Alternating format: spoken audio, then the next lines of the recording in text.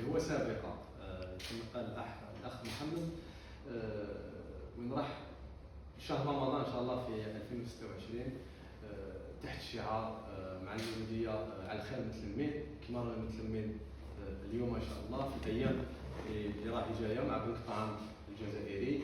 راح نساعدوا ونعاونوا العائلات المحتاجة في كل ربع وطن. مولودية الجزائر 10 سنوات عن التأسيس كان يقوم بمبادرات ختام جماعي في القصبة ومختلف أحياء العاصمة.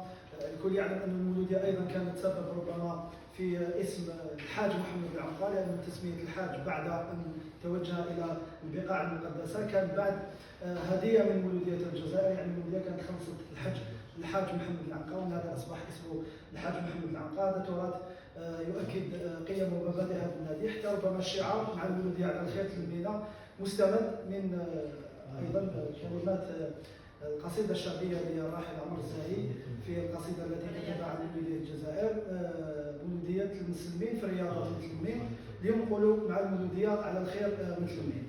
نظن أنه سيكون ربما تجاوب كبير من أنصار المولودية اللي كانوا صنعوا الحدث منذ مدة ليست بالبعيدة فقط، حين أهدوا أو قاموا بمبادرة فيها 200,000 وجبة غذائية لإخواننا في قطاع غزة. كانت مبادرة كبيرة جدا من أنصار مولودية الجزائر. اليوم النادي يسير على هذه الخطى لتكون أول مبادرة لنادي جزائري في قفة رمضان.